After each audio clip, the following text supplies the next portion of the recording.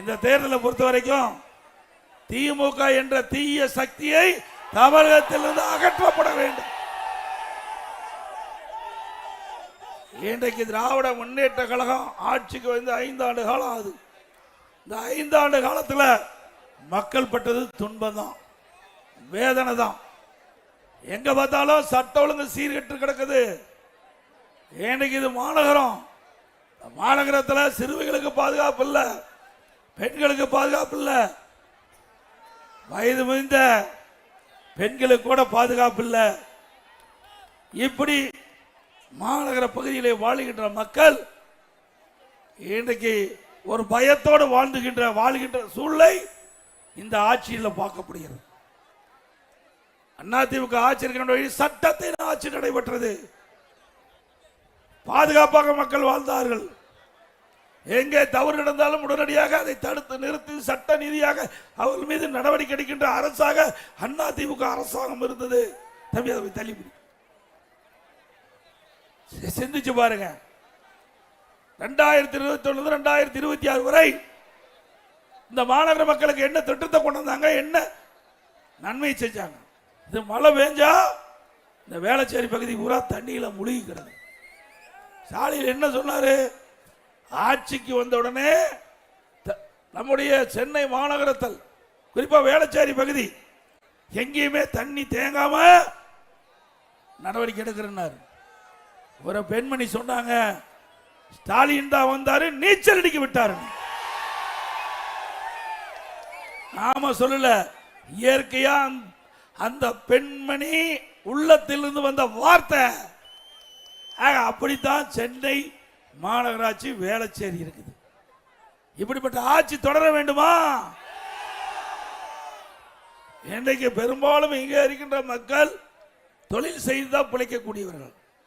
ஒன்ன கடை வச்சு வியாபாரம் செய்வாங்க, இல்ல தொழிலுக்கு வேலைக்கு போய் பணியாற்றுவாங்க. இந்த 2 தரப்பு மக்களும் இந்த ஆட்சியில் கடுமையா பாய்ச்சிருக்கிறாங்க. இன்னைக்கு வியாபாரம் செய்கின்றவர்கள் செய்ய முடியாத மிரட்டப்படுவது. கடைக்கு போய் பொருள் வாங்குவான், அதுக்கு விலகாட்டா மூக்கு மேல குத்துவான். உணவகத்துக்கு போய் நல்லா மூக்கு பிடிக்கி சாப்பிடுவாங்க திமுக காரர். சாப்பிட்ட பிறகு பணம் கேட்டா அவர்களை அடிக்கிறது, உதைக்கிறது. இந்த தேர்தலோட இந்த நிலை மாற்றப்படும். அதிமுக ஒருபோதும் இன்றைக்கு வியாபாரம் செய்கின்ற வியாபாரிகள் கொஞ்சம் கூட பயப்பட வேண்டியதில்லை. யாரும் உங்களுக்கு எந்த பிரச்சனையும் ஏற்படாது. மாண்புமிகு அம்மா அவர்கள் ஆட்சி எடுத்த பொழுதும் சரி, அம்மா மறைவுக்கு பிறகும் சரி, வியாபாரம் செய்கின்றவர்கள் நிம்மதியாக வியாபாரம் செஞ்சாங்க. வேலைக்கு செல்கின்றவர்கள் பயம் இல்லாம வேலைக்கு போயிட்டு வந்தாங்க. இன்றைக்கு ஆட்சியாளர்களால் இன்றைக்கு இந்த 2 தரப்பு மக்களும் கடுமையா பாய்ச்சிட்டாங்க. இன்றைக்கு படித்த இளைஞர்களுக்கு இந்த ஆட்சியில் வேலை தரப்படும் என்ற ஒரு உத்தரவாதத்தை கொடுத்தாங்க. 2021 சட்டமன்ற பொதுத் தேர்தல் போது முதலமைச்சர் ஸ்டாலின் அவர்கள் அந்த அறிவிப்பில் பார்த்தீங்கன்னா அறிவிப்பு கொடுத்திருந்தார். திராவிட முன்னேற்ற கழகம் ஆட்சிக்கு வந்தார், அரசு காலி பணியிடங்கள் 3 லட்சம் பேர் இருப்பதாகும், அரசு சார்ந்த காலி பணியிடங்கள் 2 லட்சம் இருந்ததாகவும் குறிப்பிட்டாங்க. மொத்தம் 5 லட்சம் காலி பணியிடங்கள் திராவிட முன்னேற்ற கழகம் ஆட்சிகளுடன் நிரப்பப்படும் என்று அறிவிப்பு கொடுத்தாங்க. ஆட்சிக்கு வந்து 5 வருஷம் ஆச்சு. 5 ஆண்டுல ஓய்வு பெற்றவுடைய எண்ணிக்கை 1 லட்சம், பணி ஓய்வு பெற்றவுடைய எண்ணிக்கை 1 லட்சம். ஆனா பணி நியமனம் ஆணை வாங்குது 94,000. ஆக இந்த 5 ஆண்டுகளில் ஓய்வு பெற்ற அளவிற்கு கூட புதிய பணியாளர்கள் நியமனம் செய்ய முடியல. ஆக கொடுக்கப்பட்ட வாக்குறுதி நிறைவேற்றப்படவில்லை. படித்த இளைஞர்களுக்கு வேலை வாய்ப்பு கிடைக்கல. ஆக மக்களை ஏமாற்றி ஆட்சிக்கு வந்து அரசு தொடர வேண்டுமா? சிந்திச்சு பாருங்க. அதிமுக ஆட்சி இன்றைக்கு நகரத்திலிருந்து கிராமம் வரை நம்முடைய ஏழை குடும்பத்தில் பிறந்த மாணவர்கள் பட்டப்படிப்பு படிக்க வேண்டும் குறைந்த கட்டணத்தில். அதற்காக ஏராளமான கல்லூரிகளை திறந்தோம். ஒரே ஆண்டில் 11 அரசு மருத்துவக் கல்லூரி மருத்துவமனை கொண்டு வந்து சாதனை படைத்த அரசாங்கம் அதிமுக அரசாங்கம். நிர்வாக வசதிக்காக 6 மாவட்டத்தை பிரிச்சு கொடுத்தோம், 7 சட்டக்கல்லூரி கொடுத்தோம், 68 கலை மற்றும் அறிவியல் கல்லூரி கொடுத்தோம், 26 பாலிடெக்னிக் கல்லூரி கொடுத்தோம், 4 பொறியியல் கல்லூரி அரசு சார்பா, 4 வேளாண்மை கல்லூரி, 5 கால்நடை மருத்துவக்கல்லூரி ஆராய்ச்சி நிலையம், ஐடி கல்லூரி, இப்படி பல கல்லூரிகளை திறந்த விளைவு நகரத்திலிருந்து கிராமத்து வரை ஏழை குடும்பத்தில் பிறந்த மாணவ மாணவி குறைந்த கட்டணத்தில் பட்டப்படிப்பு படிக்கக்கூடிய சூழ்நிலையை நாங்கள் உருவாக்கி தந்தோம். அப்படி இந்த ஆட்சியில் இப்படி ஏதாவது ஒரு திட்டமாவது மக்களுக்கு கொண்டாந்துருக்காங்களா? ஒரு மருத்துவக் கல்லூரி இந்த ஆட்சியில் கொண்டாட முடியல. அம்மா இருக்கும்போது 11 16 வரைக்கும் 6 மருத்துவக் கல்லூரி. நான் முதலமைச்சர் இருந்த பொழுது அம்மாவுடைய அரசாங்கம் 11 அரசு மருத்துவ ஒரு வருஷத்துல கொண்டாந்தேன். ஆக அண்ணா திமுக ஆட்சியுடைய திறமை என்னன்னு பாருங்க, அண்ணா திமுக ஆட்சியுடைய நிர்வாகம் சிந்திச்சு பாருங்க. ஆக திமுகவுக்கு அண்ணா திமுகவுக்கு பிரிச்சு பார்த்தீங்கன்னா தான் எது சரி என்று உங்களுக்கு தெரியும். எல்லாம் படித்த மக்கள், நாட்டு நடப்பை தெரிஞ்சுவீங்க மாநகரத்தில். ஆக சிறந்த ஆட்சி தமிழகத்திலே வழங்க வேண்டும் என்றால் எங்களுடைய அண்ணா திமுக தலைமையில் அமைக்கப்பட்ட தேசிய ஜனநாயக கூட்டணிக்கு வழங்க. விலைவாசி என்ன? எல்லா பெரும்பாலான மக்கள் விலைக்கு வாங்கி தான் குடும்பம், உணவுப் பொருள் விலைக்கு வாங்கி தான் குடும்பம் நடத்த வேண்டிய நிலை இருக்குது. அரிசி, சாப்பாட்டு அரிசி, பொன்னி அரிசி நீங்க பார்த்தீங்கன்னா பச்சரிசி இன்றைக்கு 1 கிலோ அண்ணா திமுக ஆட்சியில் 40, திமுக ஆட்சியில் 75 ரூபா. பொன்னி புழுங்கல் அரிசி 1 கிலோ அண்ணா திமுக ஆட்சியில் 45 ரூபா, திமுக ஆட்சியில் 75. இட்லி புழுங்கல் அரிசி 1 கிலோ அண்ணா திமுக ஆட்சியில் 30, திமுக ஆட்சியில் 55 ரூபா. கடலை எண்ணெய் எல்லாமே பயன்படுத்துகிறோம். 1 கிலோ அண்ணா திமுக ஆட்சியில் 130 ரூபா, திமுக ஆட்சியில் 200 ரூபா. நல்லெண்ணெய் 1 கிலோ அண்ணா திமுக ஆட்சியில் 250, திமுக ஆட்சியில் 500. துவரம்பருப்பு 1 கிலோ அண்ணா திமுக ஆட்சியில் 74, திமுக ஆட்சியில் 120. உளுத்தம்பருப்பு 1 கிலோ அண்ணா திமுக ஆட்சியில் 79, 120 ரூபா திமுக. இவ்வளவு விலை உயர்ந்தா எப்படி ஏழை மக்கள், நடுத்தர மக்கள் இந்த உணவுப் பொருள் வாங்கி பயன்படுத்த முடியும்? இதை கட்டுப்படுத்துறதுக்கு இந்த அரசாங்கம் எந்த முயற்சி எடுக்கல. பல முறை நான் சட்டமன்றத்தில் பேசுறேன், பொதுக்கூட்டத்தில் பேசுறேன். இந்த அரசாங்கம் அதுக்கு செவி சாய்க்கல.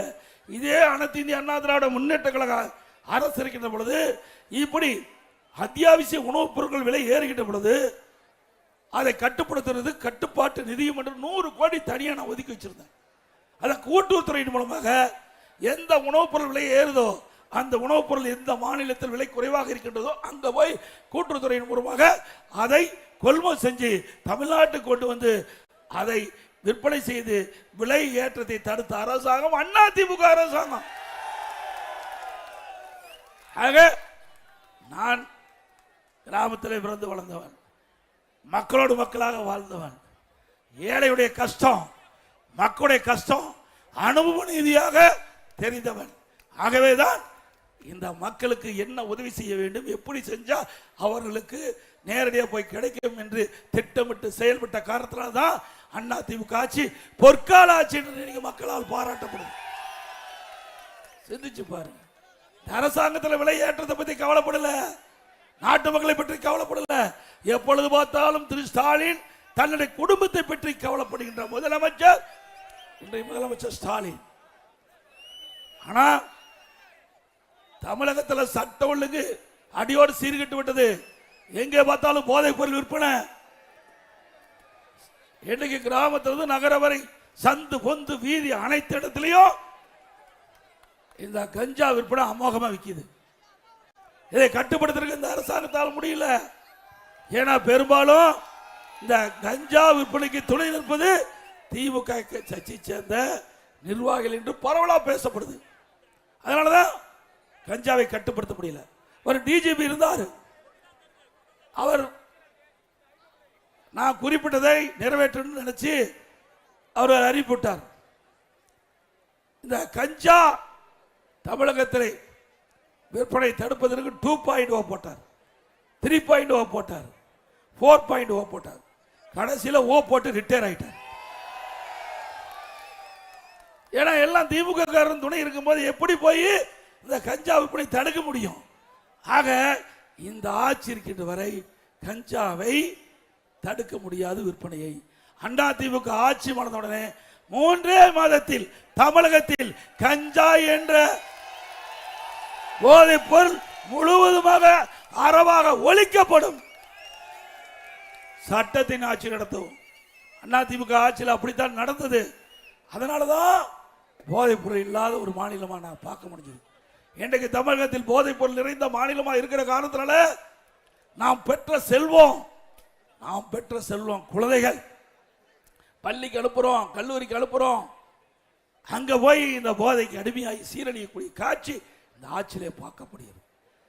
இன்னைக்கு சட்டமன்றத்தில் காவல்துறை மானிய கோரிக்கை வந்த பொழுது முதலமைச்சருடைய டிபார்ட்மெண்ட் அவர் அந்த கொள்கை குறிப்பில் தெரிவிச்சிருந்தார். 2022 23 நான் கருதுறேன். பக்கம் 20 2வது பேராளர் சொன்னார், பள்ளிக்கரையில் கல்லூரிக்கரையில் 2348 பேர் கஞ்சா விற்றதாக கண்டுபிடிக்கப்பட்டது. அப்படின்னா கைது பண்ணுவீங்க 148 பேர், கண்டுபிடிக்கிறவங்க 2348, கைது செய்யப்பட்ட 148. அப்படின்னா மற்றவர்கள் யாரு? திமுக காரர். அப்புறம் எங்க போய் கஞ்சா ஒழிக்க முடியும்? இப்படிப்பட்ட சட்ட ஒழுங்கு சீர்குலைவில் ஆட்சி, மக்களோட ஆட்சி, மக்களுக்கு எந்த நன்மையும் கிடைக்காத ஆட்சி. இந்த ஆட்சி பொறுத்த வரைக்கும் திரு கருணாநிதி அவர்களும் தான் சரி, திரு ஸ்டாலின் தான் சரி, குடும்ப ஆட்சி நடந்துகிட்டு இருக்கு. 4 அதிகார மையம். ஒரு முதலமைச்சராகவே தாக்கு பிடிக்க முடியல. திரு ஸ்டாலின் ஒரு முதலமைச்சர், உதயநிதி ஸ்டாலின் ஒரு பக்கம் அதிகாரம், சபரீசன் ஒரு பக்கம், 10க்கு துர்காமா வந்துட்டாங்க. 4 பேர் தமிழகத்தை ஆட்டி படுத்தி கொடுக்கிறார்கள். இப்படி அதிகார மையங்கள் ஆட்டி படுத்தி கொண்டிருக்கிற காரணத்தினால்தான் இன்றைக்கு மக்களுக்கு இப்படிப்பட்ட துன்பங்கள் நிகழ்ந்து கொண்டிருக்க என்பதை நாம் எண்ணி பார்த்து வருகின்ற சட்டமன்ற தேர்தல் உங்களுடைய தேர்தல், மக்களுடைய தேர்தல். பொன்மனச்செம்மல் புரட்சி தலைவர் எம்ஜிஆர் ஏழைகளுக்காக தோற்றுவித்த கட்சி, மக்களுக்காக தோற்றுவித்த கட்சி. அவர் இருக்கின்ற வரை தமிழகம் ஒரு சொர்க்க பூமியாக மக்களுக்கு தேவையான திட்டங்கள் உடனுக்குடன் கிடைச்சது. அவருடைய மறைவுக்கு பிறகு எவ்வளோ போராட்டத்துக்கு இடையிலே மாண்புமிகு புரட்சி தலைவி அம்மாவர் அந்த பொறுப்பை ஏற்று அந்த இன்னலுக்கும் இடையிலும் தன் உடலை கூட பொருட்படுத்தாமல் நாட்டு மக்களுக்கு தன்னையே அர்ப்பணித்துக் கொண்டு மிக சிறப்பான ஆட்சி கொடுத்த தலைவர் 2 தலைவர்கள், புரட்சி தலைவர் எம்ஜிஆர், புரட்சி தலைவர். 2 தலைவருடைய வழியிலே அம்மாவுடைய அரசு செயல்பட்டது. எவ்வளோ பிரச்சனை இடையில வறட்சி ஒரு பக்கம், புயல் வெள்ளம் ஒரு பக்கம், கொரோனா ஒரு பக்கம், இதையெல்லாம் சமாளித்து இந்தியாவிலேயே திறமையான ஆட்சி தமிழ்நாட்டில் நடைபெற்றது என்ற பெயர் பெறுகின்ற அளவுக்கு திறம்பட ஆட்சி கொடுத்தோம். ஆக இப்படி ஒரு நல்ல ஆட்சி வேண்டும் தமிழகத்தை மலர நம்முடைய வேளச்சேரி சட்டமன்ற தேர்தலிலே நம்முடைய அனைத்து இந்திய அண்ணா திராவிட முன்னேற்ற கழகம் தேசிய ஜனநாயக கூட்டணியின் சார்பாக போட்டியிடுகின்ற வெற்றி வேட்பாளர் அறிவிச்ச அசோக் அவர்களுக்கு இரட்டை சின்னத்திலே வாக்களிங்க. நம்முடைய சின்னம் புரட்சி தலைவர் எம்ஜிஆர் சின்னம், அம்மாவின் சின்னம், மக்களின் சின்னம், ஏழையின் சின்னம், தொழிலாளியின் சின்னம், வெற்றி சின்னம். வாக்களிப்பீர் இரட்டலைக்கு.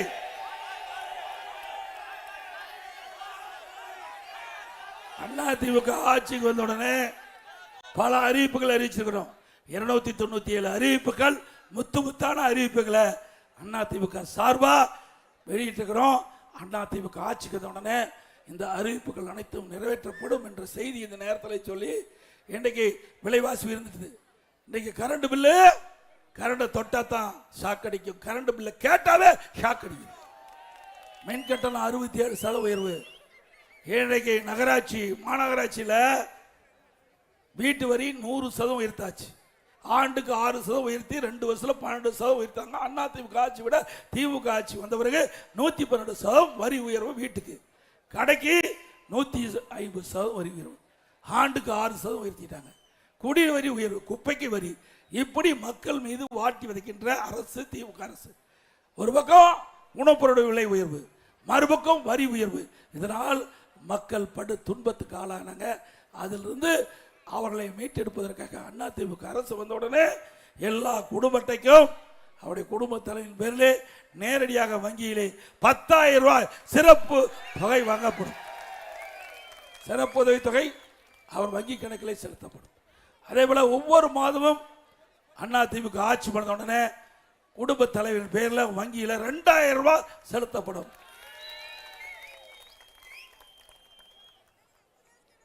அதோட எல்லா குடும்ப அட்டைக்கும் விலை இல்லாம ஃப்ரிட்ஜ் வழங்கப்படும்.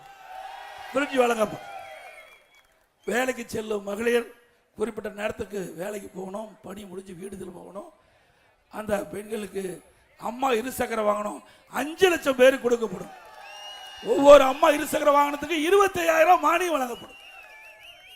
ஒவ்வொரு ஆண்டும் ஒரு குடும்பத்திற்கு 3 கேஸ் சிலிண்டர் விலை இல்லாம வழங்கப்படும். ஆண்கள் தான் நகர பேருந்துல கட்டணம்லாம் பயணம் செய்யறாங்க. இனி சரி, பெண்கள் தான் நகர பேருந்துல கட்டணம்லாம் பயணம் செய்யறாங்க. அதிமுக ஆட்சி பண்ண ஆண்களும் நகர பேருந்துல கட்டணம் இல்லாமல் பயணம் செய்யலாம். அதோட ஒவ்வொரு தைப்பொங்கல் என்றும் பொங்கல் தொகுப்பு கொடுக்கிறோம். இனி அந்த பொங்கல் தொகுப்போடு 1000 ரூபாய் உதவித்தொகை வழங்க பொங்கல் பரிசு கொடுக்கப்படும். நம்முடைய தாய்மார்கள் தீபாவளி பண்டிகை மகிழ்ச்சியோடு கொண்டாடுவதற்கு ஒவ்வொரு தீபாவளி என்றும் பட்டு புடவை வழங்கப்படும். தாய்மார் படித்த இளைஞர்கள் அவர்கள் பட்டப்படிப்பை பிடிச்சு வேலை வாய்ப்புல பதிவு செஞ்சு வேலை கிடைக்காம இருந்தா வேலை கிடைக்கின்ற வரை அந்த பட்டப்படி படித்த மாணவர்களுக்கு 2000 ரூபாய் மாதந்தோறும் வழங்கப்படும். +2 வரை படிச்சிருந்தா 1000 ரூபாய் வழங்கப்படும். அதோட ரேஷன் கடையில் அரிசி கொடுத்துட்டு இருக்காங்க, தரமான அரிசி இல்லை. இனி அதிமுக ஆட்சிக்கு வந்த உடனே கடையில் எப்படி தரமான அரிசி கிடைக்குதோ அதே மாதிரி தரமான அரிசி ரேஷன் கடையில் வழங்கப்படும். எவ்வளவு செலவானாலும் பரவாயில்ல, இனி ஏழை மக்களுக்கு தேவையான உதவிகளை செய்ய வேண்டியதுதான் எங்களுடைய தலையாய கடமை. அதுதான் எங்களுடைய தலைவர்கள் கண்ட கனவை நனவாக்கின்ற விதமாக ரேஷன் கடையில் வழங்குகின்ற அரிசி தரமான அரிசி, கடையில் வாங்குகின்ற அரிசி விட தரம் இருக்கும். அதே போல ரேஷன் கடையில் விலையில்லா பருப்பு வழங்கப்படும், விலையில்லா சமையல் எண்ணெய் வழங்கப்படும். அதோட முதியோர்களுக்கு வழங்கப்படுகின்ற ஓய்வூதியம் உயர்த்தி வழங்கப்படும். அதோட அம்மா இல்ல திட்டம், இன்றைக்கு எல்லா ஏழைகள் ஜாதி மத பாகுபாடு இல்லாம அனைத்து ஏழைகள், அந்த ஏழைகள் வீடு இல்லாமல் இருக்கிறவர்களுக்கு அரசாங்கமே நிலம் வாங்கி அற்புதமான நகரத்தில் அடுக்குமாடி வீடு, காங்கிரீட் வீடு கட்டி கொடுக்கும். பட்டியலின மக்கள் குடும்பத்தில் திருமணமாகி தனி குடித்தனம் போனா அந்த நபர்களுக்கு அதிமுக அரசு உடனே சொந்தமாக நிலம் வாங்கி அற்புதமான காங்கிரீட் வீடு அவர்களுக்கு கட்டி கொடுக்கப்படும். ஆட்டோ ஓட்டுநர்கள் அவர்கள் அந்த சங்கத்தில் பதிவு செய்து புதிய ஆட்டோ வாங்கினா 75,000 ரூபாய் மானியம் வழங்கப்படும். பல திட்டங்கள் அதிமுக ஆட்சியில் செயல்படுத்தப்படும் என்று சொல்லி, அதே போல மீனவர்கள், இன்றைக்கு மீனவர்கள் மீன்பிடி தடை காலம் இப்ப இருக்கின்ற நிதி விட 8,000 ரூபாய் கொடுத்துட்டு இருக்காங்க. அதை உயர்த்தி 12,000 ரூபாயாக மீனவர்களுக்கு உயர்த்துவாங்க.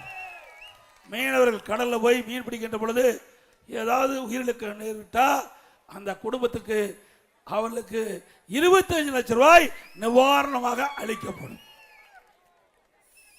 இப்படி பல திட்டம். அதே மாதிரி 500 லிட்டர் டீசல் மானியமாக அவர்களுக்கு வழங்கப்படும் என்ற செய்தி இந்த நேரத்தில் தெரிவித்து, அதிமுக அரசு உங்களுடைய அரசு, மக்களுடைய அரசு, மக்களுக்கு என்ன தேவை என்பதை அறிந்து செயல்படுகின்ற அரசு அதிமுக அரசு என்பதை இந்த நேரத்தில் தெரிவித்து, நகர மக்களுக்கு முழுமையாக பாதுகாப்பு வேணும், நல்ல மருத்துவ வசதி செய்ய வேண்டும், நல்ல கல்வி கிடைக்க வேண்டும், உணவுப் பொருள் விலை ஏறாமல் பார்க்க வேணும், எல்லாருக்கும் பாதுகாப்பு வேணும்.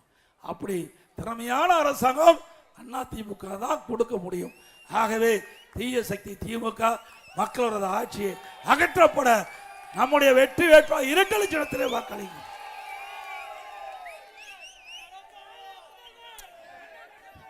அதே போல மக்களை காப்போம், தமிழகத்தை மீட்போம்.